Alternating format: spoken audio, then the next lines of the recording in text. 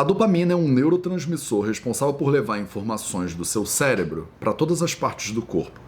Ela é considerada um dos hormônios da felicidade por muitos. Ela aumenta a sensação de prazer, ela aumenta a sensação de satisfação, ela aumenta a motivação.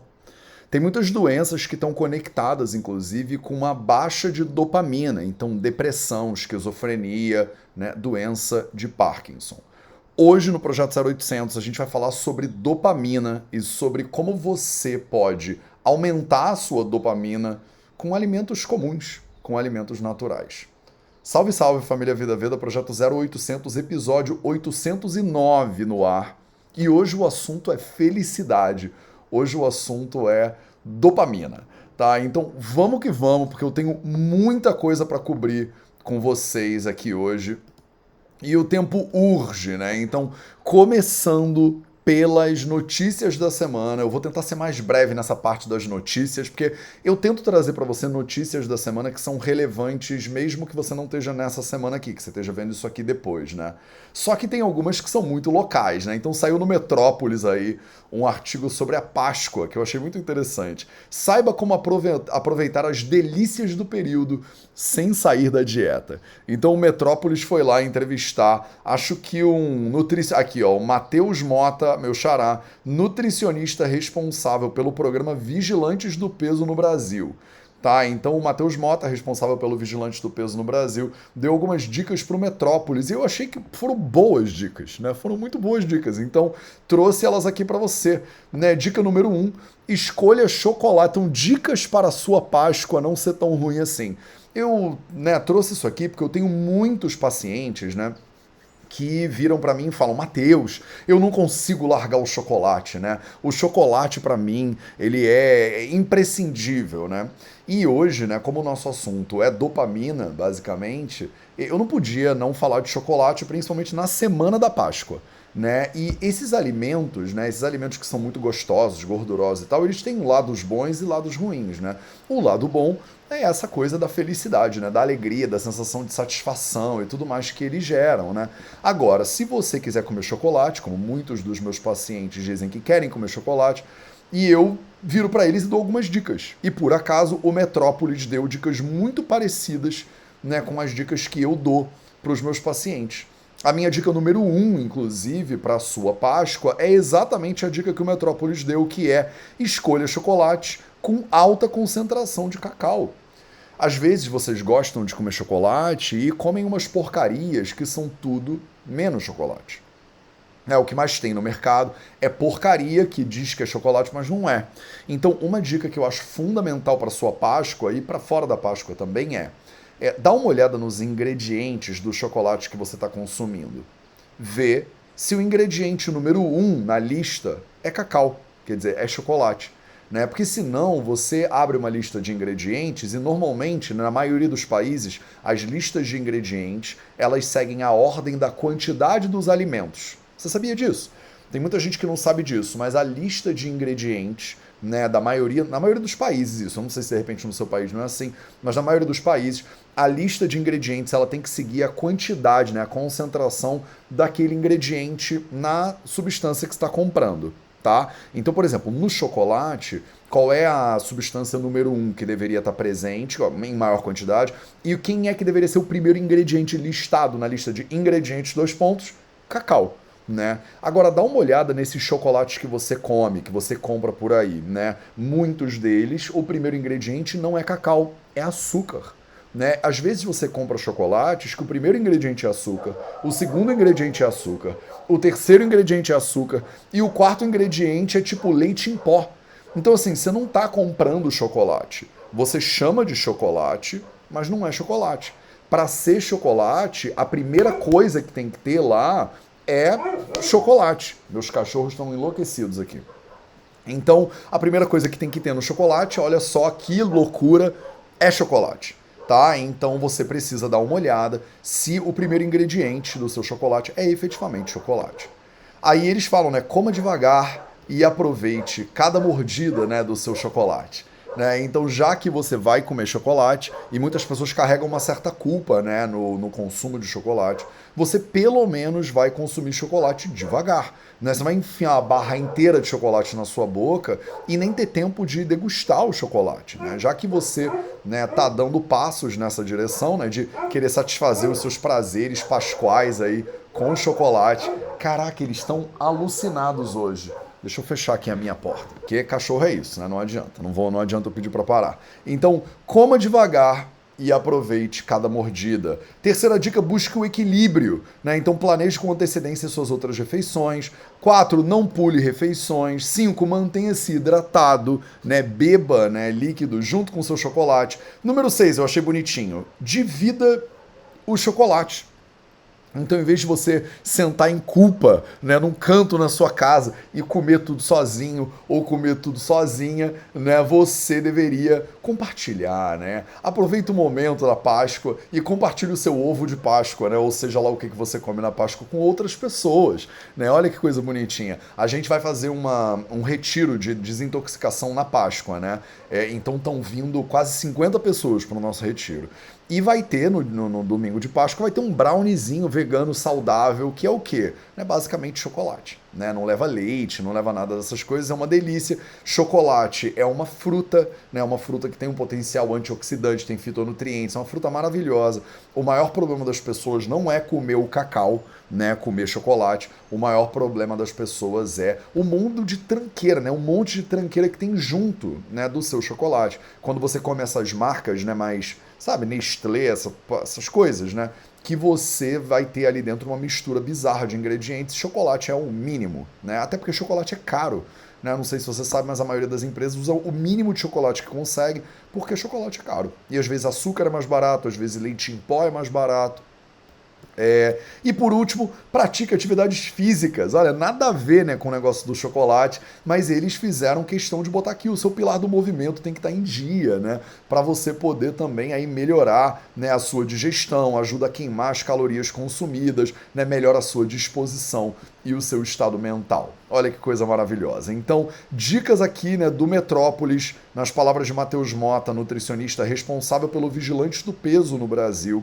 Programa que eu não conheço intimamente, mas que achei interessantes essas dicas e achei que ia encaixar bem para eu poder te trazer uma dica aqui para você. Agora, né, falamos um pouquinho sobre essa matéria aqui do Metrópolis sobre o chocolate e aí eu pulo para uma outra matéria aqui do Viva Bem da UOL. Já que a gente está falando de consumo de gordura, né, de açúcar e de chocolate, né, eu não podia não dar uma olhada nessa matéria que saiu semana passada também, do Viva Bem da UOL. Semana passada não, essa semana, dia 31/3. Não, semana passada. Tá? Falando como dieta rica em açúcar e gordura vicia o cérebro para querer mais doces. Tá? Então, olha que interessante, né? Comer açúcar ou gordura em excesso altera os circuitos de recompensa no cérebro e cria uma preferência por esses sabores. Saiu um estudo recente, inédito, pela Universidade de Yale, nos Estados Unidos, e do Instituto Max Planck, né, da Alemanha. Eles fizeram um estudo, né, com pacientes ao longo de 8 semanas. Eles acompanharam 2 grupos de voluntários. Todos eram saudáveis, todos estavam com peso legal. Eles seguiam com a sua dieta normal, mas o grupo também ingeriu, né, um dos grupos também ingeriu iogurtes ricos em açúcar e gordura 2 vezes por dia. Olha que interessante, né? Fizeram um estudo, né? A Universidade de Yale dos Estados Unidos e o Instituto Max Planck, né, na Alemanha, fizeram um estudo e monitoraram 2 grupos de voluntários, sendo que um dos grupos, né, eles, além da sua dieta normal, ainda comiam iogurte rico em açúcar e gordura 2 vezes por dia durante 8 semanas. Olha a quantidade de iogurte que eles comeram aí. Né? Enquanto que o outro grupo, né, o grupo de controle, né, comeu iogurtes que são considerados baixos em açúcar e baixos em gordura. E aí o que acontece com esses grupos? Né? Ao fim do período, os pesquisadores descobriram que a turma que comeu as versões mais calóricas não conseguia depois apreciar alimentos com menor teor de gordura e de açúcar. Né? Então a gente sabe disso, né? A gente sabe disso, mas é interessante ver ciência, né, comprovando, estudando, usando as suas metodologias e dinheiro pra caramba para comprovar coisas que a gente já sabe, né? Mas Se você tem uma dieta rica em açúcar e rica em gordura, você vicia no estímulo do açúcar e da gordura e depois você não consegue apreciar alimentos baixos em açúcar e baixos em gordura. Então, o que isso significa para você, né? Isso significa que você fica viciado numa quantidade maior de açúcar e de gordura e você não consegue comer comidas com menos açúcar e gordura depois. O que é um problema, né? Porque isso vira uma escalada, isso vira um ciclo, né? Vicioso aí, que você vai comendo cada vez mais. É como com algumas drogas acontece, para satisfazer, né, a sua necessidade de satisfação, e aquilo vai te elevando o nível de tolerância de açúcar e gordura e você não consegue baixar isso depois sem passar por uma crise. Olha que interessante, depois os pesquisadores fizeram outro teste. Todos os voluntários passaram por exame de ressonância magnética enquanto tomavam milkshake. Então, olha só, né, tomavam um milkshakezinho e fazendo uma ressonância magnética ao mesmo tempo. Não é gostoso, tá? Quem nunca fez uma ressonância magnética pode ter pensado: ai, Matheus, quem dera eu poder tomar um milkshake enquanto faço uma ressonância magnética. Mas ressonância magnética não é um exame gostoso de fazer. Né? No grupo que tinha bebido os iogurtes mais calóricos, então lembra daquela galera que comeu o iogurte mais calórico, mais gordura, o exame mostrou a atividade cerebral do sistema de dopamina, que é o assunto da nossa live de hoje, que dá a sensação de recompensa. Segundo os pesquisadores, o estudo mostra como a comida pode mudar nosso comportamento em pouco tempo, e eu vou mostrar isso para você ainda nesse Projeto 0800 de hoje, mesmo sem ganho de peso ou impactos imediatos na saúde. E isso pode aumentar o risco de comer em excesso, levando à obesidade, como todas as consequências da obesidade. Então, o que é muito interessante, né? Eles conseguiram comprovar com estudos de ressonância magnética como você comer uma dieta muito rica em açúcar e gordura vicia o seu cérebro, né, nessa gordura e nesse açúcar. Isso significa que você acaba tendo uma diminuição da sua sensação de recompensa quando você come alimentos que não têm uma quantidade muito alta de açúcar e de gordura, o que a gente chama de vício, né? E olha que interessante, né? Realmente, os iogurtes mais calóricos, os alimentos com mais gordura e açúcar, eles levam a ativação maior da dopamina, né? Que ativa, né, o seu sistema de recompensa do cérebro. Então, nessa Páscoa, né, o que a gente está vendo aqui agora, isso encaixa totalmente com a nossa aulinha de hoje, com o 0800 de hoje, né? Você tem que tomar muito cuidado, porque consumir alimentos muito ricos em gordura, muito ricos em açúcar, eles podem viciar, né, o cérebro, gerar uma sensação de depressão quando você come alimentos que não estão tão ricos, né, nessas substâncias. Quer dizer, o resto do mundo pode parecer meio sem graça, pode parecer meio sem gosto, comparado com o shot, né, de prazer, né, e de felicidade, entre aspas, química que você tem aqui com a dopamina. Né? Por isso você deveria comer, se vai comer chocolate, coma chocolates que são ricos em cacau, coma chocolates que não são tão ricos em açúcares, coma chocolates que não têm, né, lácteos, por exemplo, reduzidos em gordura, por exemplo. Tá bom? E aí, né, falando, né, desse assunto aqui das dietas e tudo, também esbarrei com uma notícia, né? E aí, né, R7, né, Globo aí lifestyle para você. Chris Martin diz fazer uma única refeição e para de comer às 16 horas, né? Profissionais alertam sobre os riscos do jejum intermitente. Chris Martin, para quem não sabe por que virou notícia isso, o Chris Martin, ele é o vocalista da banda Coldplay, né, que tá fazendo, ou tava fazendo, né, uns shows, né, tá fazendo uma turnê passando pelo Brasil, não sei se já fez, ou se ainda vai fazer, ou se já acabou, né, e o Chris Martin, né, enquanto ele estava aqui, né, fazendo a sua turnê, ele afirmou que ele faz uma refeição por dia. Ele faz só uma refeição por dia e para de comer às 4 da tarde. Olha que interessante, né? A gente fala sobre isso o tempo inteiro. Há milhares de anos o Ayurveda recomenda que uma pessoa saudável deveria fazer 2 refeições por dia, que uma pessoa que não está saudável deveria fazer uma refeição por dia. Né? O pessoal sempre senta o malho nos ayurvédicos, até que virou moda o negócio do jejum intermitente, que fala para a pessoa fazer 2 refeições por dia. Né? E aí agora, isso é uma febre. O Chris Martin, né, o vocalista do Coldplay, ele começou a comer uma refeição por dia quando ele estava trocando, né, uma ideia lá com o Bruce Springsteen. ninguém mais, ninguém menos do que Bruce Springsteen disse para ele, né, que para de comer às 16 horas, né, não come depois das 4 da tarde. Olha que interessante. Né? Então, Bruce Springsteen, né, e a sua esposa, Patty Springsteen, né, que come só uma refeição por dia, trocaram uma ideia lá com o Chris Martin do Coldplay e falaram, olha, a gente come 2 vezes por dia, uma vez por dia só. E ele falou, nossa, né, se o Bruce está muito melhor do que eu e está muito mais velho do que eu, mas ele continua com mais energia, né, tá super bem e tal, ele come 2 refeições por dia, vou experimentar comer 2 refeições por dia. Depois a Patty Springsteen falou, olha, na verdade eu como uma só por dia, e aí o Chris Martin falou, cara, eu vou comer uma vez por dia só para ver qual é. Né? E aí ele, nessa matéria aqui, todas essas matérias eu boto na descrição desse vídeo aqui do YouTube, né, para vocês. No Instagram eu não consigo botar matérias, né, no links, nada disso. Mas olha que interessante, né? Porque isso também acontece no Brasil. Então, quem é que faz jejum, né? Jejum ou jejum intermitente no Brasil? Pessoas ilustríssimas, como por exemplo Kelly Key. Olha só, Kelly Key, né, usa o jejum intermitente para secar a barriguinha, entre aspas, aqui, né? Além dela, Débora Seco, Juliana Paz e Jade Picon, né, também usam o jejum intermitente, né? Segundo Daniel Bratan, um médico nutrólogo e endócrino, o paciente que adota técnicas com acompanhamento profissional é aquele que deve ter uma incidência menor do diabetes tipo 2, inclusive para pacientes portadores de diabetes tipo 2, a tática do jejum intermitente é uma tática que ajuda no controle da glicemia. Então tá aqui, né, Dr. Daniel Bratan, médico nutrólogo e endócrino, falando que o jejum intermitente é uma tática que ajuda no controle da glicemia.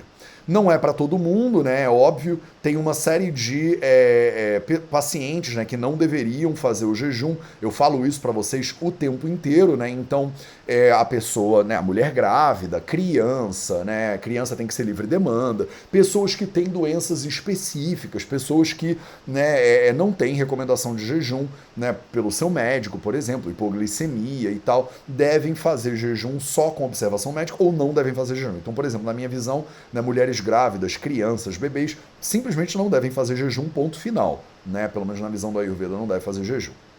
Mas achei interessante aqui, como tá na boca dos artistas, né, agora, o jejum intermitente. Olha só, né, quem não sabia disso, tá? Então, vamos para nossa aula de hoje, que ela tá cheia de conteúdo para você. E o assunto da nossa live é dopamina.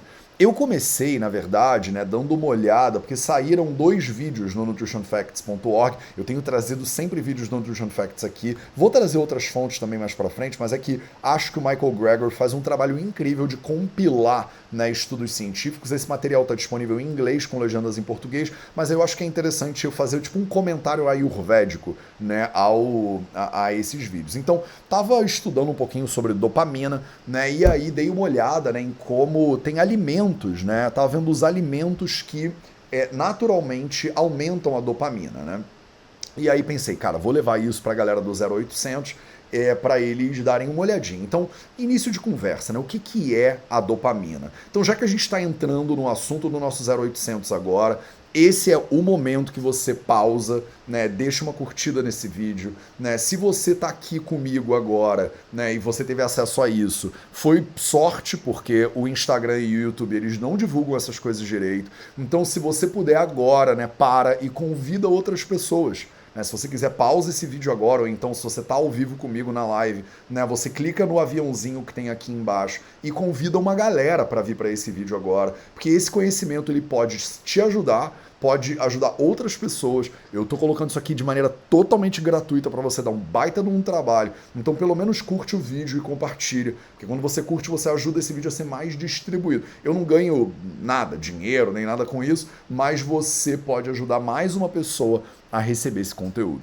Você também pode pegar o link desse vídeo aqui e simplesmente mandar nos WhatsApps e tal, porque a gente está falando de dopamina, que é um neurotransmissor fundamental, né, para a sua sensação de felicidade e bem-estar, e eu vou te ensinar de agora para diante como você pode fazer para aumentar os seus níveis de dopamina de maneira completamente natural e como isso pode ser usado inclusive em doenças como depressão, como Parkinson, que são doenças que afligem um monte de pessoas, né? Talvez Parkinson, a pessoa mais famosa hoje em dia com Parkinson é o Michael J. Fox, né? que é o ator, né, que fez De Volta para o Futuro, sabe, aquele ator do De Volta para o Futuro, ele encontra o doutor, né, Brown, que é o cara do cabelo muito louco, e aí eles entram no DeLorean, né, que é um carro, e aí eles vão de volta para o futuro. É um dos filmes que marcou, né, pelo menos a minha infância, assim, a minha adolescência. Os três, inclusive, são muito bons. Se você nunca viu De Volta para o Futuro, pelo amor de Deus, né? Logo depois dessa live, vai lá assistir De Volta para o Futuro. Então, né, o Michael J. Fox é um grande ativista, né, e conscientizador da doença, né, de Parkinson, que chamavam de mal de Parkinson antigamente. E ele talvez seja um porta-voz bem famoso, né, da doença de Parkinson. E o Parkinson, ele é uma doença relacionada com baixos níveis de dopamina no seu cérebro, né? Então, será que a gente consegue melhorar os níveis de dopamina? Eu botei aí para vocês, né, no Google, né, dopamina. Se você botar dopamina no Google, você vai ver que ele é um neurotransmissor responsável por levar informações do cérebro para várias partes do corpo. A substância é conhecida como um dos hormônios da felicidade e, quando liberada, provoca a sensação de prazer, satisfação e aumenta a motivação. Se você botar dopamina, doenças no Google, você vai ver, ó, as condições mais comuns associadas a uma deficiência de dopamina incluem depressão, esquizofrenia, psicose, alucinações ou delírios e doença de Parkinson. Tá? Eu acho que esse vídeo aqui é extremamente útil no caso de doença de Parkinson, mas ele é extremamente útil no caso de depressão também. Então, se você tem depressão, se você conhece alguém que tem depressão, se você sente que você poderia receber um boostzinho, né, um aumentozinho na sua dopamina, fica comigo nesse vídeo aqui até o final, porque eu vou te ensinar, né, junto com o Dr. Michael Greger e a galera do nutritionfacts.org, né, como a gente já tem informações suficientes sobre alimentos que podem melhorar a dopamina.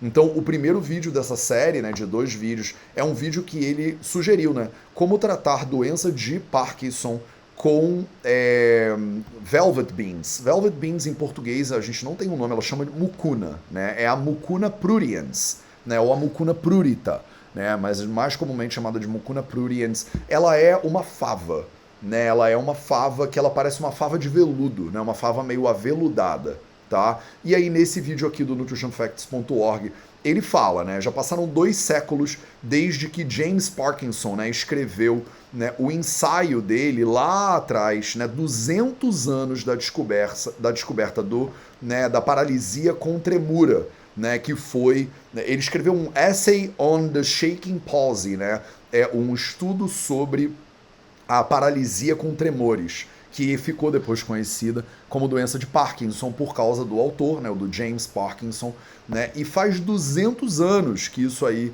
foi descrito como uma doença caracterizada por tremores e problemas com movimento. Né? Hoje as opções de tratamento incluem, por exemplo, implantar cirurgicamente eletrodos no cérebro do paciente, e a gente pensa que deveria haver uma maneira melhor, né, de tratar essa doença. A gente sabe que desde os anos 50, né, a doença de Parkinson ela se manifesta por uma deficiência de dopamina no cérebro da pessoa. Então, por que não, né, comer alimentos com mais dopamina, né? Tem várias frutas e vegetais que contêm dopamina. Então, para vocês que estão vendo isso aqui no YouTube, vocês estão vendo, né? Banana, né? Abacate, laranja, maçã, a berinjela, né? O espinafre, né? E aí vários tipos de feijões, né? E de favas. Né, o tomate, eles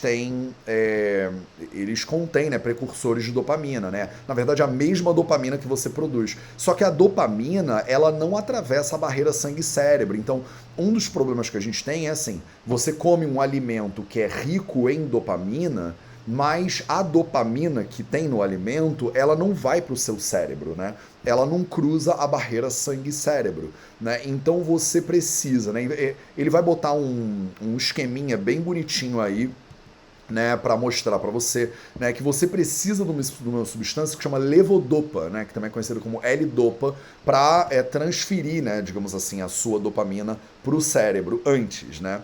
Então lá a L-dopa, né, o precursor, ele é convertido em dopamina por uma enzima chamada descarboxilase, né?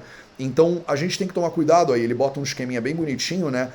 Que a gente não pode transformar a levodopa, a L-dopa, em dopamina fora do cérebro. Porque senão a dopamina, ela não consegue ela mesma cruzar a barreira sangue-cérebro.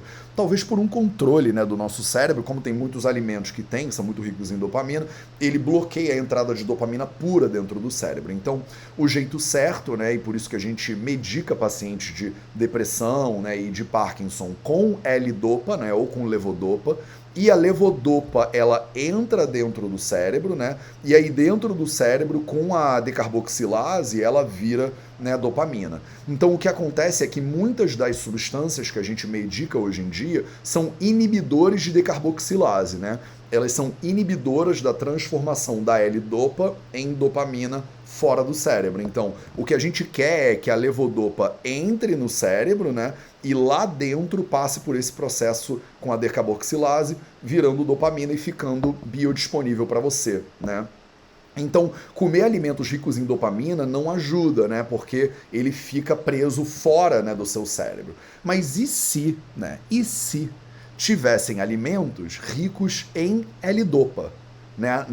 Nessa substância que é precursora da dopamina.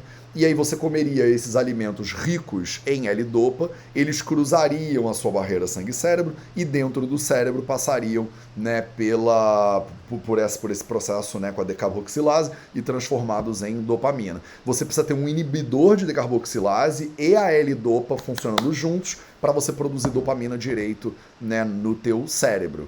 Né? Então, mais de 1.500, olha que legal, no estudo que está aí na tela de vocês, no YouTube, no Instagram, não consigo mostrar essas coisas, mas no estudo, eles citam o Charaka Samhita. Sim, meus amores, sim. Olha que loucura, né? É um estudo científico falando que há 1.500 anos, né, a gente já tinha descrição dentro do Charaka Samhita, né? Um livro, né, que foi escrito, na verdade, há 4.000 anos atrás, ninguém sabe quanto tempo atrás, mas foi reeditado, né, 300 anos antes de Cristo. E ele fala de uma doença que chama Kampavata, né, dentro do Ayurveda, que são uma doença de tremores. Então a gente já tinha essas doenças de tremores descritas nos textos clássicos ayurvédicos e dentro dos textos clássicos eles recomendam uma série de ervas, entre elas uma erva que chama Kapikachu. Kapikachu, que não tem nada a ver com Pokémon, né? Kapikachu é uma erva que chama Mucuna pruriens, né? Hoje em dia é chamada de mucuna. Ela é uma fava, né? E ela já tinha sido descrita lá no Charaka Samhita, né, há milhares de anos atrás, como um possível tratamento para bradicinesia, tremores, né, problemas de locomoção, depressão, inclusive demência também. Né? Ela é a planta com a maior quantidade de L-dopa que existe. Olha que loucura. Né? A gente tem, né, alimentos, né, que são muito ricos em levodopa, que é o precursor, né, da dopamina, e uma das que tem maior quantidade de L-dopa disponíveis é a Mucuna pruriens, né, que a gente chama de Kapikachu em sânscrito. Tá? Será que não tem uma maneira, então, né, de você usar, né, parar a epidemia de doença de Parkinson através de tratamentos baseados em plantas, né, baseados em ervas, né? A levodopa é a terapia conhecida como gold standard, né, em inglês. A gente chama de padrão ouro, né, para os pacientes de Parkinson. Né? Então a gente usa, né, a maioria dos pacientes de Parkinson, inclusive em zonas pobres, não pode pagar essa terapia no longo prazo, porque é muito caro. Né? Na África rural, por exemplo, né, é estimado que apenas 15% dos pacientes de Parkinson são efetivamente tratados com a L-dopa, porque o custo diário da L-dopa é mais ou menos $1 por dia. Né? O paciente ele gasta uns $30 americanos, né, por mês para fazer o tratamento. E na maioria desses países, né, as pessoas vivem com menos de $2 por dia. Então olha que dramático, né? Um tratamento que custa $1 por dia, cerca de R$5 por dia, o que daria aí uns R$300 por mês, que é bastante dinheiro até no Brasil, né? E você precisa... R$300 por mês? Fiz essa conta certa? R$150 por mês, mais ou menos, né? É isso? É, mais ou menos isso. R$150 por mês, mais ou menos. Só que a maioria das pessoas vive com R$300 por mês, mais ou menos. Né? $2 por dia. Então as pessoas não têm como dispor de mais da metade, né, dos seus recursos só para fazer o tratamento.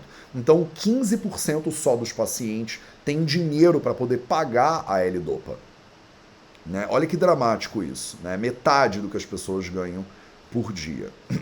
A mesma coisa acontece em outras regiões, né, do hemisfério sul, como na África subsaariana, na América do Sul também, inclusive, né? A L-Dopa ou não está disponível ou ela não é possível, né, financeiramente alcançável, digamos assim, para as pessoas, tá? E aí o que as pessoas fazem, né, em culturas tradicionais na África, inclusive, eles usam mucuna pruriens, né, tradicionalmente, há milhares e milhares de anos, né, inclusive um tratamento, tá escrito aí, olha só, tratamento ayurvédico tradicional. Adoro quando a ciência moderna, né, bota o Ayurveda, né, no spotlight, né? Porque é isso, a gente tem conhecimentos milenares aqui que não estão sendo usados. E a gente usa tratamentos modernos super caros, em vez de usar os tratamentos ayurvédicos que são de graça praticamente. É uma fava. Você está pedindo para a pessoa comer um feijão. Na prática é isso. E ela pode melhorar, né, dos sintomas de Parkinson. Tem um vídeo muito maneiro que eu vou passar para você daqui a pouquinho aqui no YouTube, mas no Instagram não dá para ver. Então, olha só, mais um paper falando sobre tratamento de Parkinson com mucuna pruriens, né? Um estudo clínico duplo cego randomizado, né? Um estudo farmacológico, né? Duplo cego randomizado, controlado aí, né? E eles viram, né? Uma dose de 30 gramas, né, que é cerca de 3 colheres de sopa dessa substância, da mucuna, levou a um efeito antiparkinsoniano estável e sustentado em todos os pacientes. 2 colheres de sopa dessa substância. Funcionou melhor do que a L-Dopa, inclusive funcionou mais rápido do que a L-Dopa, melhor e mais rápido do que a substância farmacológica. A gente está falando de um tipo de feijão. É isso que está acontecendo aqui nessa live de hoje, tá? Que já estava descrito nos clássicos ayurvédicos há milhares e milhares de anos, né? Então, olha só, a melhora nos sintomas motores levou de 90 a 180 minutos, 1h30 depois de administrar a mucuna pruriens, e a melhora foi maior, greater improvement, a melhora foi maior do que a da droga. Num estudo duplo cego, randomizado, controlado por placebo crossover, né, eles viram que parece que a mucuna pruriens é 2 a 3 vezes mais potente, inclusive, se comparada com a mesma dosagem de levodopa em cápsulas, né? O que suspeita, né, que seja porque, né, na planta talvez a gente tenha algum inibidor da descarboxilase, né, intrínseco. Então olha que interessante, olha que linda a natureza é. Você pega uma plantinha e nessa plantinha não só tem a L-Dopa, que é o precursor da dopamina, como tem o inibidor de descarboxilase, que é o que transforma a L-Dopa, né, em dopamina fora do cérebro e não impede, né, e não deixa a L-Dopa entrar no cérebro e ser convertida em dopamina dentro do cérebro. A planta, ela é tão genial que ela tem tudo que você precisa ali dentro para você comer ela, o seu corpo não transformar ela em dopamina antes do tempo, ela cruzar a barreira sangue-cérebro, ser transformada em dopamina dentro do cérebro, e em 90 minutos os pacientes tiveram melhora nos sintomas de tremores, nos sintomas motores, comparado inclusive de maneira mais rápida, né? Foi mais rápido e foi melhor do que a cápsula de L-Dopa, uma terapia que está sendo descrita nos samhitas ayurvédicos há milhares e milhares e milhares de anos. Deixa eu fazer um jabá, inclusive. Estamos na metade do negócio. A gente não tem patrocinadores no Vida Veda. Quem patrocina o Vida Veda é o Vida Veda mesmo. Então, esse Projeto 0800 foi trazido para você por ninguém mais, ninguém menos do que um curso novo que a gente está abrindo no Vida Veda. As inscrições estão abertas agora. Um curso que chama 5 Formulações Medicinais.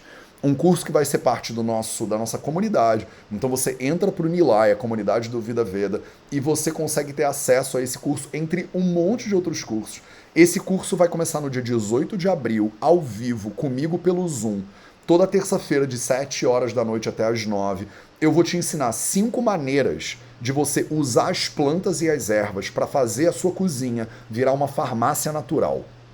Então você que quer aprender a usar essas plantas e essas ervas que têm esse poder de cura incrível, usar essas plantas e essas ervas ao seu favor, eu vou dar um curso de 5 aulas ao vivo. Ele faz parte do Nilay, a comunidade do Vida Veda. O link está na descrição desse vídeo no YouTube. O link está na bio para vocês do Instagram. as 5 preparações medicinais. É um curso que eu vou te ensinar a fazer 5 preparações medicinais para você poder transformar as plantas que tem aí disponível onde você mora em remédios para você usar, né? Remédios caseiros de acordo com o Ayurveda. Beleza? Se inscreva no Nilaya, né? E vem participar desse curso e de uma série de outros cursos com a gente. Tá? Esse vídeo não está acontecendo ao vivo no YouTube, tá, pessoas? Toda terça-feira é a mesma coisa. Então eu venho aqui ao vivo no Instagram toda terça-feira, terça e quinta, e depois o vídeo vai gravado para o YouTube com mais efeitos visuais, né? E você consegue ver, né, essas coisas todas que eu estou mostrando. Ele ainda não vai ao vivo para o YouTube também. Beleza? Então se você quiser, eu sempre faço isso, eu batuco na mesa e desconecto a minha câmera. Sempre. Não sei porquê, que mania. Que mania. Então, beleza. Então, né, vem pro Nilaya, que lá dentro, dia 18 de abril de 2023, a gente vai começar esse curso sensacional. Óbvio que depois ele fica gravado, você pode assistir quantas vezes quiser. O Nilaya é a comunidade do Vida Veda, tem um caminhão de conteúdos dentro do Nilaya. Se você é formiguinha de fogo do Nilaya, inclusive, deixa sua formiguinha de fogo aí nos comentários para eu poder, né, ver vocês, tá bom? Então, vamos continuar. Tá? Então, isso aí foram estudos de uma dose única, né, que eu estava falando para você, que diminuíram, né, os sintomas motores. Mas e se você usar a Mucuna pruriens, né, em pacientes crônicos, né? Então, eles fizeram 14 pacientes com Parkinson avançado, né, receberam aí um tratamento com pó de Mucuna pruriens tostada, ou, né, a levodopa, né, que é o fármaco padrão, passando de um para o outro durante meses, e eles viram, né, então o que eles fizeram, né, pegaram um grupo de 14 pacientes e deram primeiro mucuna, depois levodopa, depois mucuna, depois levodopa, depois mucuna, e foram alternando para ver o que acontecia, né, ao longo do em médio prazo, não dá para falar longo prazo, né. E tentaram entender quais são os sintomas motores, outros sintomas e como é que eles funcionam em relação às drogas, né? E aí os pacientes perceberam, né, uma melhoria mesmo com o mucuna. O mucuna pareceu funcionar tão bem quanto o próprio fármaco em todas as medidas de eficácia, incluindo qualidade de vida. Então, olha só, né? Para você que tá no YouTube, né, que vai ver isso aqui no YouTube, eu não consigo mostrar isso para vocês no Instagram, gente, desculpa. Mas eu queria, mas eu não consigo. Se eu conseguisse, eu estaria fazendo, tá? Eu estaria mostrando. Mas no YouTube agora, eu vou mostrar um vídeo de um paciente de Parkinson, tá? E olha que coisa dramática. Esse aí é um paciente de Parkinson, né, que tratou com pó de mucuna. Isso aí é ele antes, né? Tá escrito ali off mucuna pruriens. Então, antes dele tomar a mucuna, ele faz uns testes, né, motores, e você vê ele com sintomas de tremores muito flagrantes, né, muito graves, né, um paciente mais velho, né, de Parkinson, que você vê, né, eles fazem exames motores bem clássicos, a pessoa ela pisca uma mão, depois ela pisca outra. Olha ele andando, por exemplo, você vê as mãozinhas dele tremendo bastante, e o sintoma de bradicinesia também, né, de esse movimento bem lento, né, o gait, né, que é a caminhada da pessoa. Olha as mãozinhas dele como tremem. Isso aí é antes de tomar a mucuna. Isso aí é ele 90 minutos depois de tomar a mucuna. Olha que coisa dramática. 90 minutos depois de tomar a mucuna, olha a mão dele, firme praticamente. Olha a piscadinha, firme. É o mesmo paciente, eu fico todo arrepiado. 90 minutos depois da mucuna. Ó, piscou, olha ele caminhando. Sem quase nem nada. Não é louco isso? 90 minutos depois de ser administrada a dose de Mucuna pruriens, o médico documenta, e se você ouvir o vídeo, o médico está falando, né? Vira, caminha, né, mexe a mãozinha e tal e tal. O problema é que, apesar da eficácia, as probabilidades desse remédio, que é herbal e barato, alguma vez ser licenciado, né, são muito pequenas, né? Quando é que eles vão licenciar isso? Né? Então, primeiro de tudo, mucuna tem um gosto horroroso, né? Então a mucuna ela tem um sabor péssimo, né? Um remédio que a maioria dos pacientes sente revulsion, né? Eles odeiam o gosto. E outra coisa é que a gente não tem bons dados, né, de longo prazo. do consumo da mucuna, do uso para tratamento. Então a gente ainda pode potencialmente, né, usar a mucuna, mas ela precisa ser testada durante mais tempo pela medicina moderna. Porque o Ayurveda está testando esse negócio só há 3, 4 mil anos, né, mas na medicina moderna a gente ainda tem que aguardar, né, novos desenvolvimentos aí dessa pesquisa, né? Olha que loucura. Né? Então, em países, né, mais pobres, em países mais ricos, né, você pode até tentar, né, promover, né, o uso da mucuna, porque é uma terapia mais natural, né, mas os pesquisadores eles desencorajam pacientes e médicos de considerar o uso da mucuna quando a levodopa estiver disponível. E aí é vai entender esse negócio, né? Você tem uma planta que é barata, que funciona melhor, que funciona mais rápido, que é disponível para todo mundo, em países pobres e em países ricos. Aí você tem um fármaco, né? O fármaco ele é caro, ele não é disponível, né? E aí os pesquisadores, né, porque nós não temos, né, evidências científicas suficientes, não encorajam o uso da mucuna, né? Falam, se você tem disponível a levodopa, usa a levodopa. E aí, né, por quê? Por que será? Eu não sei, me conta você aí nos comentários o que você acha. Né? Por que será, né, que a gente, né, não encoraja os pacientes todos a usarem, né, a levodopa? Não, a usarem a mucuna e usarem a levodopa. Não sei se tem algum interesse, né, no meio disso. Talvez seja só porque a gente precisa de um pouco mais, né, de alguns anos mais de pesquisa. Né? Talvez, né, 3 mil anos de evidência não sejam suficientes. Talvez 3.100 anos, né, 3.400 anos talvez sejam suficientes. Porque, vocês entendem, isso aqui é uma fava, isso aqui é um feijão. Né? Nenhum laboratório, nenhuma farmacêutica vai ganhar dinheiro vendendo esse feijão. Né? Nenhuma farmacêutica vai ganhar dinheiro vendendo pó de feijão, por aí. Então, né, não sei, né, não há muito interesse, né, não há muito interesse da gente ficar, né, prescrevendo mucuna para os pacientes, a não ser que você seja um ayurvédico, a gente prescreve Capicatu mesmo. Né? O pó de mucuna, ele é mais bem tolerado, né, em muitos pacientes, inclusive. Psicologicamente, muitos pacientes têm preconceito contra pílulas e cápsulas, então não querem tomar remédio, preferem tomar coisas naturais, então a mucuna seria melhor, aceita inclusive por esses outros pacientes, né? Só que os suplementos de mucuna, e aí entra um problema, né? Eles sofrem do mesmo problema que a maioria dos outros suplementos sofrem, né? Que é falta de regulamentação, falta de controle, tem um monte de marca horrorosa no mercado. Né, eles pegaram e testaram, por exemplo, umas 4 ou 6 marcas de mucuna pruriens e aí viram que nem tem mucuna dentro do negócio. Mas isso aí é uma perversão, né? 6 marcas, né? 6 marcas de mucuna foram testadas, né? Compradas pela internet e testadas, e a maioria delas não tem, né, a quantidade de L-dopa que estava descrito, né, na embalagem. Então isso é um problema que não é da mucuna, né? Isso é um problema da indústria.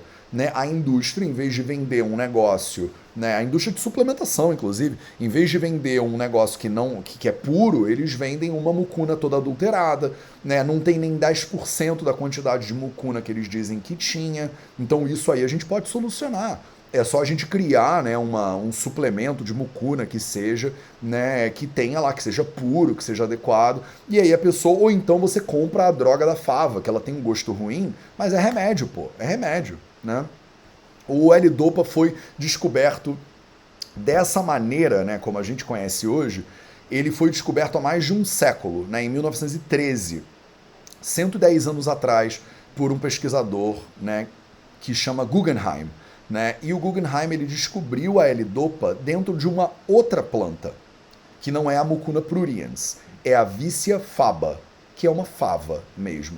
E aí a gente entra para o nosso segundo vídeo, né, dessa nossa aulinha de hoje, que é, né, a pesquisa não em relação à mucuna pruriens, mas a pesquisa em relação a outras favas, a outras leguminosas, né, para a gente tentar entender, né, se essa substância ela está presente, né, em outras leguminosas, né, em outras, além da mucuna pruriens. A mucuna pruriens ela é a maior concentradora, né, de L-dopa que tem.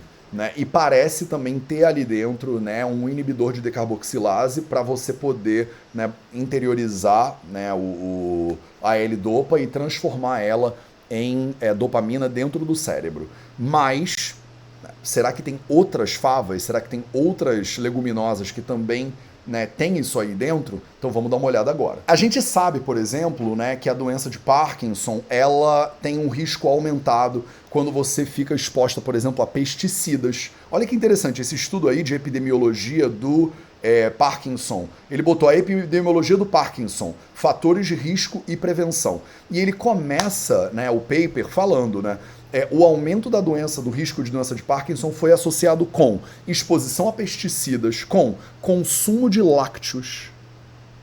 Consumo de lácteos está na base do aumento do risco de desenvolvimento de Parkinson. Leite, queijo, creme, manteiga, iogurte.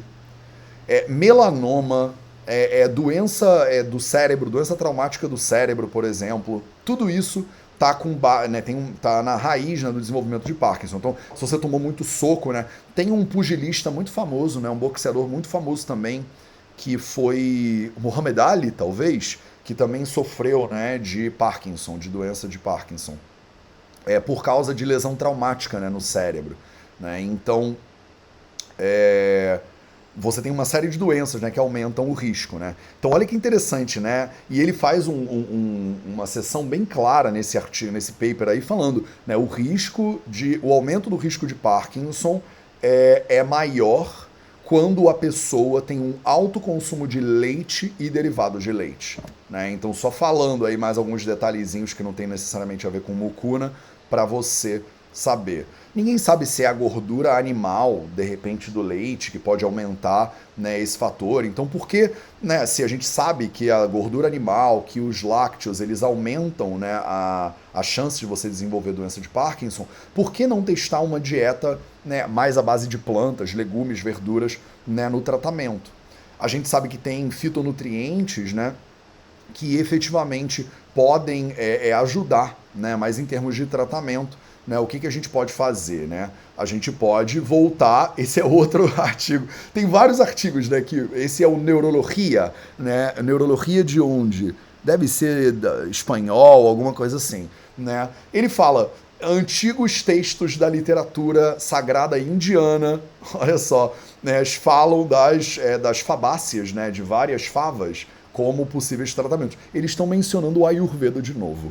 É isso que está acontecendo aqui, né? Então olha que interessante, né? Artigos científicos modernos buscando referência contínua, né, nos textos clássicos do Ayurveda para tentar entender o que está acontecendo. Por quê? Porque é evidência científica, meus amores, de milhares e milhares de anos aí, né? Então a gente já falou, né, sobre a mucuna pruriens, né, no vídeo anterior dele, né, 2 minutos atrás, né? Mas a gente sabe, né, que a L-dopa ela foi sintetizada a partir da Vicia faba, que não é a mucuna pruriens, é outra fava, é outra dessas favinhas, é outra dessas tipo leguminosinhas, né, dessas favas aí. E a Vicia fava, né, a Vicia faba, ela é chamada de broad bean, ela é tipo um tremoço, ela é tipo um feijãozinho que ele é meio achatadinho, né? Chama Vicia faba, né? E ela é uma fonte natural de levodopa a ser considerada, né? O teor, né, de levodopa varia consideravelmente, mas tipicamente parece que cada delas, né, contém 0,5% de L-dopa. Eles chamam isso nos Estados Unidos de feijão da Flórida. Eu não sei se no Brasil tem um nome para esse negócio, né? Mas ele é chamado de Florida Bean também, né? Ou de Flat Bean, né? Que é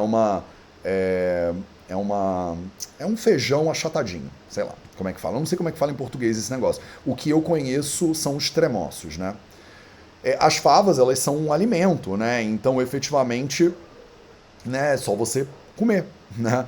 E o importante é que a levodopa, ela é farmacologicamente ativa, né? Então a pessoa pode comer, né, a Vicia fava, né, essa Vicia faba, e ela ter uma dose melhor e maior, inclusive, do que a própria levodopa, do que a L-dopa, que é farmacológica aí, né? Tem relatos informais, né, de que uma dieta rica, né, em feijões, né, pode beneficiar os pacientes. Então, por exemplo, né, pacientes com Parkinson, aí nesse estudo que está na tela agora no YouTube, receberam favas cozidas e durante 4 horas perceberam uma melhora substancial, né, na sua condição clínica. Né? Então, foi semelhante à a melhora, desculpa, que foi percebida com 125 miligramas de levodopa mais 12,5 miligramas de carbidopa, tá? Então, a combinação farmacológica padrão, né, que é L-dopa com carbidopa, né? Acho que em português é carbidopa. Não, em inglês também é carbidopa. Então, foi melhor, né? Foi uma melhora maior com a fava do que... não, foi melhor não, foi similar, foi parecida com a fava do que com o medicamento de levodopa com carbidopa, que é a mistura mais comum, né? Então, isso foi um estudo que saiu no The Journal of Neurology, Jornal de Neurologia, né? Então você sabe que, né, a gente não teve nenhuma surpresa aqui, né? E olha o gráfico, olha que interessante, no YouTube eu estou mostrando um gráfico aí do lado, e esse gráfico compara, né, a linha contínua, ela é a vícia-faba, é o consumo da fava, e a linha pontilhada é o uso de eladopa com a cardidopa. E olha como é praticamente parecido, né? Você tem um pico, né, de produção dos níveis dessa substância disponível no plasma da pessoa, no sangue da pessoa, e depois ela vai diminuindo com o tempo, né? Metade das vezes era difícil distinguir, inclusive, né, a fava do remédio em si, né? Então, parece que a fava, ela talvez tenha, né, ela seja uma fonte natural de carbidopa também, né? Calma aí, é isso aqui. Então, o consumo de favas, eles têm o potencial, né, de aumentar os níveis de levodopa e carbidopa também no sangue, com uma grande melhora no desempenho de movimento muscular, inclusive, em pacientes com doença de Parkinson, sem nenhum efeito colateral, a não ser, é claro, né, o efeito colateral normal, que é quando você coma muito leguminosa, talvez você forme mais gases, né? E você não tem o risco aqui de que o paciente pare de tomar, né, o remédio, né, por falta de dinheiro e tal. Mas você tem o risco, né, ele falou de síndrome neuroléptica maligna, não, síndrome neuroléptica maligna like syndrome, síndrome como uma maligna neuroléptica, eu não sei como é que fala isso em português, tá? A síndrome é caracterizada por febre, rigidez, instabilidade autonômica, níveis elevados de creatina, fosfoquinase e creatina, não sei de novo como é que é em português isso, né, que pode alterar os níveis de consciência e é precipitada pelo retiro, né, da levodopa. Então isso aqui é um risco no consumo contínuo e excessivo dessas favas, porque muitas vezes a pessoa ela se acostuma a consumir e eles contam um caso, né, uma anedota aí, científica, né, de um paciente que ele produzia, né, as favas dele, comia muito dessas favas, tinha níveis altos aí de levodopa e dopamina, só que, né, se você tira, né, a prescrição, se você para de prescrever, a pessoa ela pode ter, né, uma crise a gente chama de withdrawal, né, quando você tira, né, o remédio do paciente. Tá? Então isso acontece com o remédio, quando você prescreve levodopa com carbidopa, isso também acontece quando a pessoa está comendo as favas. Então você não pode parar do nada de comer as favas, elas têm que estar disponíveis para você. Então eu estava falando, né, eles contam o caso de um paciente, né, que 10 dias antes da admissão deixou de ter as favas por causa da colheita dele, né, e aí acabou tendo sintomas de retirada muito abrupta, né, desses alimentos, tá? Então você tem que saber que o consumo excessivo dessas favas acaba tendo, né, um possível efeito colateral que é similar ao do remédio, porque ela tem um efeito positivo similar ao do remédio, tá? Então quantidades grandes, né, dessas favas parece que cumprem os requisitos, né, das quantidades de levodopa que o paciente precisa, só que, como eu já tinha dito, né, can cause flatulence in patients. Então, pode levar os pacientes a terem flatulência. É o nosso efeito colateral aqui do consumo de muitas favas, né? A gente também tem que tomar cuidado com o consumo de favas. Se você toma fármacos inibidores de mal, né, que são muito usados como antidepressivos também. Então, pode ter interação farmacológica aí. Tem risco, por exemplo, de uma condição conhecida como favismo, né, que é uma mutação genética que ocorre em 1 em 20 pessoas, né, é muito mais comum, inclusive, em pessoas com ascendência africana, asiática e mediterrânea, né, que as pessoas não têm a enzima necessária para desintoxicar o corpo de certos compostos que são presentes aí nas favas. E sem essa enzima, o consumo das favas pode causar ruptura nos glóbulos vermelhos, né? Então, os testes genéticos para essa mutação são disponíveis, vale a pena você consultar o seu médico, né? São testes que não são caros, então parece ser prudente rastrear pacientes com Parkinson relativamente ao favismo, né? Que é chamado de uma deficiência do G6PD, tá? É o que está escrito aí, né? Não sei se em português a ordem muda, mas em inglês é G6PD, né? E é bom você pegar um paciente de Parkinson, rastrear, né, ele primeiro para ver, fazer um teste genético, ver se ele tem deficiência, né, do G6PD, para antes você poder prescrever, né, o consumo de favas em excesso, né, para ele produzir levodopa, porque senão você pode gerar, né, aí um problema para o seu paciente, porque ele pode não conseguir desintoxicar outros componentes das favas. Né, as favas verdes têm mais levodopa do que as secas, né? Então as favas que são frescas, né, têm mais levodopa do que as secas.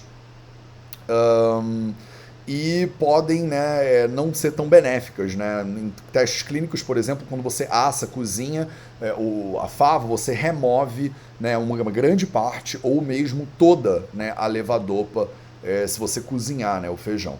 Em outros estudos, eles verificaram que meio copo de favas cozidas tem aproximadamente 250 miligramas de levodopa.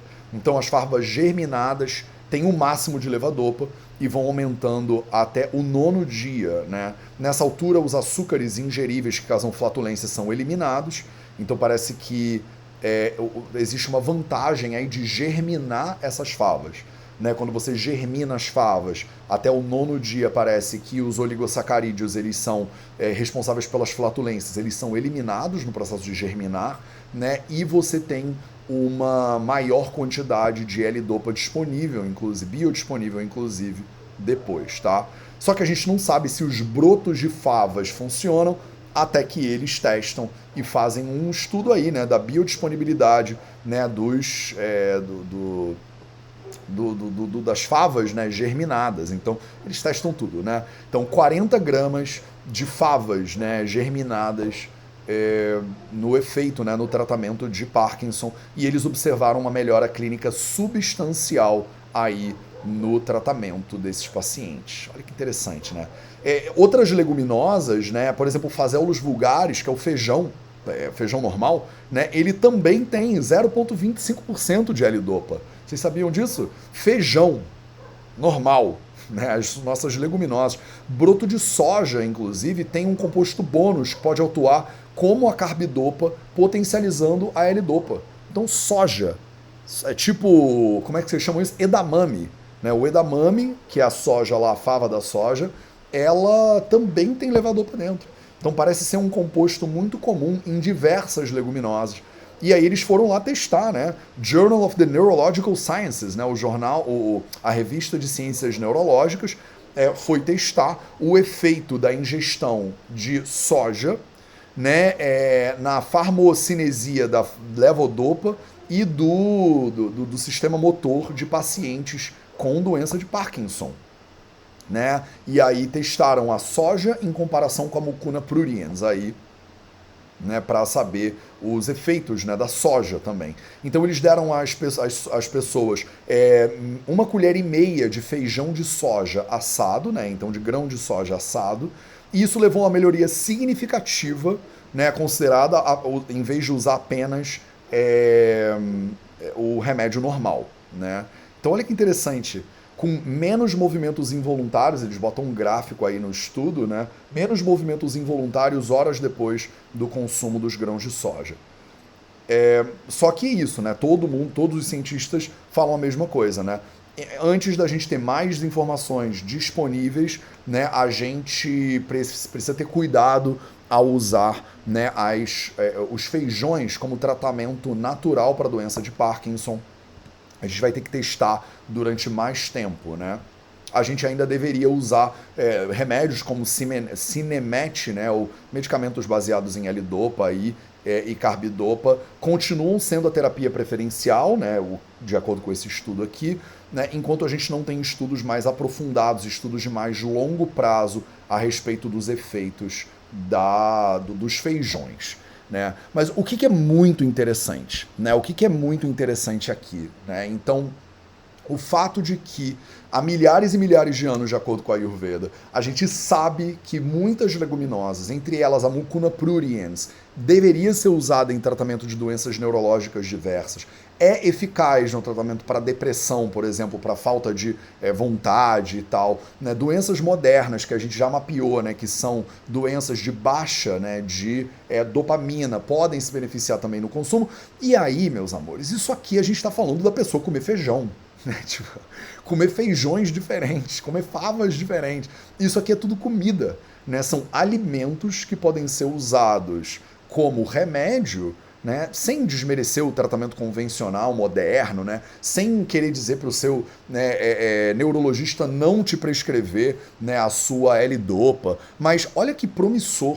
Né? Olha que promissor a gente olhar para a natureza e ver que tem favas, tem feijões disponíveis na natureza, que podem ser usados como medicamentos, né, de maneira natural, porque você está comendo esse negócio no seu dia a dia. Né, e o seu corpo ele vai absorvendo. E você que não tem nenhuma dessas doenças, ao consumir essas favas e feijões, você também vai produzir mais dopamina. E você também vai ter, né, esse neurotransmissor da felicidade, digamos assim, né, circulando aí super alegremente pela sua corrente sanguínea. Qual é o custo que isso tem? O custo que isso tem é muito baixo. Qual é o interesse, né, também da ciência moderna, das farmácias produzirem, né, suplementos de feijão? Né, é quase nula. Né? Então você não vai ganhar dinheiro produzindo suplemento de feijão, mas você vai ganhar dinheiro, né, vendendo fármacos. Então eu já acho interessantíssimo, né, eles terem conseguido desenterrar tantos estudos, né, que mencionam a Ayurveda, diga-se de passagem, e que promovem, né, a ideia de que a gente deveria continuar pesquisando o uso dessas favas, desses feijões, no tratamento de depressão, no tratamento de doença de Parkinson, no tratamento de esquizofrenia, por exemplo, né, e que uma alimentação, né, com mais plantas, legumes, verduras e tal, e nesse caso aqui leguminosas, né, para vocês que estão aí no paradoxo das plantas, para vocês que questionam, né, que a gente não deveria comer feijão e tal, vem aqui de novo o Ayurveda, de mãos dadas com a nutrição moderna, te dizer que talvez você deveria sim comer feijão. Né? E eu termino, né, fazendo aqui de novo um convite para você. Né? Se você quer aprender a extrair o poder das plantas, o poder das ervas, a gente tem um curso que chama O Poder das Ervas, e no dia 18 de abril eu vou começar ao vivo 5 aulas toda terça-feira com vocês, e eu vou te ensinar 5 técnicas para extrair o poder dessas ervas dentro da sua casa, sem você precisar ter um laboratório, né? As 5 formulações medicinais básicas do Ayurveda. Cada aula eu vou te ensinar uma formulação básica nova do Ayurveda, depois isso tudo fica gravado, né? Basta você entrar para a nossa comunidade, o Nilaya, e lá dentro você vai ter acesso a esse curso sensacional que vai ser entregue ao vivo por mim, além de um monte de outros cursos que estão gravados lá dentro da nossa comunidade e que podem servir bastante para você, né, melhorar a sua saúde. Quando você entra para o Nilaya, a comunidade do Vida Veda, você também tem acesso ao Invicta, que é a nossa plataforma de desenvolvimento pessoal, e no Invicta, toda quinta-feira à noite, eu dou uma mentoria ao vivo para as pessoas. Então você entra para o Nilaya, você ganha acesso ao Invicta, você ganha acesso a um monte de cursos para melhorar a sua saúde, para aprender a Ayurveda e botar o Ayurveda na tua prática, na tua vida, e entre 18 de abril e 13 de maio, alguma coisa assim, eu vou te dar 5 aulas para te ensinar como usar o poder das ervas, né? Como transformar as plantinhas em medicamentos que você pode usar na sua farmácia caseira. O link está na descrição desse vídeo no YouTube, o link está também no Instagram. tá? Muito obrigado pela sua presença. Esse foi o Projeto 0800, episódio 809. Lembrando para você também que você me encontra em todas as outras redes sociais, né? No Instagram, no LinkedIn, no TikTok. Precisando de uma mãozinha na sua saúde, conta comigo. Um grande abraço e lembre-se sempre, saúde é liberdade.